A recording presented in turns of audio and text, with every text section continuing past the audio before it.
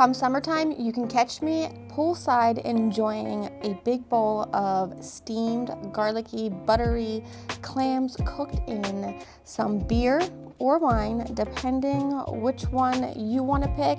But these are made with beer. They're buttery, they're delicious, and we're serving them alongside a toasted baguette for dipping into all of that delicious broth. You guys are gonna love these, and they literally take under 10 minutes to cook. Let me show you how.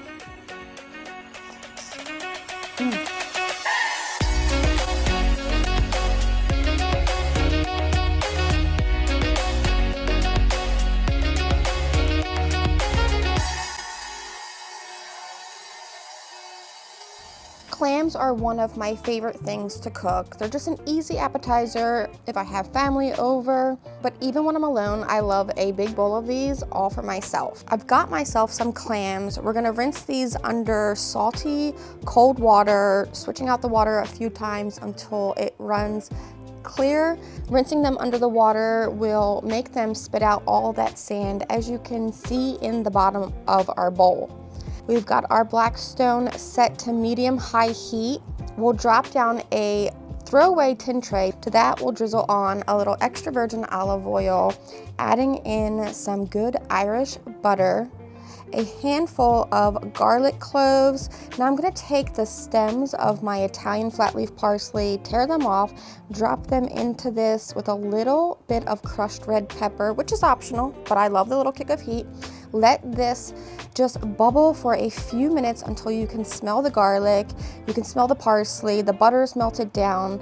Now it's time to add in your choice, either some beer, anyone will work, or some white wine, or you could do a little bit of water. Once that bubbles for a few minutes, marries together, it's time to drop our clams in, give them a little mix, and then over the top with a little bit of parsley and some fresh squeezed lemon juice, we'll dome these with another tray, let them hang out, do their thing for a few minutes, then jump over to our baguette. This is a take and bake baguette.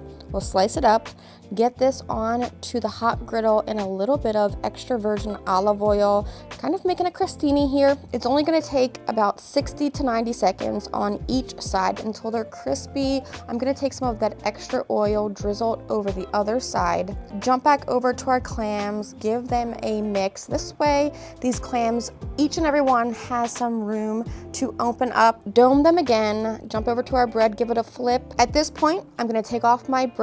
Now I've sliced the tip off of some fresh garlic cloves. We're gonna rub this onto that hot bread, just flavoring it just a little. Keep going back and forth, mixing up my clams, checking on them until all of them are open. Now, if all of your clams are open, except say one or two, that would mean that that clam is probably dead, and it was dead prior to cooking it. You can also tell if it's dead prior to cooking it while you're washing them. If they're wide open and give them a little tap and they won't close up or shy up, then you know that one is not alive and you can discard that. Now, right before I pull these off, they're just about done. I'm gonna go over with a little extra fresh parsley, pull these off. It's time to plate myself up a bowl. I like all of these clams to stand up straight so that you can see inside of them. Ladle over all of that buttery, garlicky, lemony broth into those clam shells. We'll add some of our toasted baguette, a little extra parsley, and a big squeeze of lemon juice. I love serving these alongside some Tabasco hot sauce, scooping up each clam with a little bit of that broth, adding a dash of Tabasco into each clam as I eat them. The juice is so good.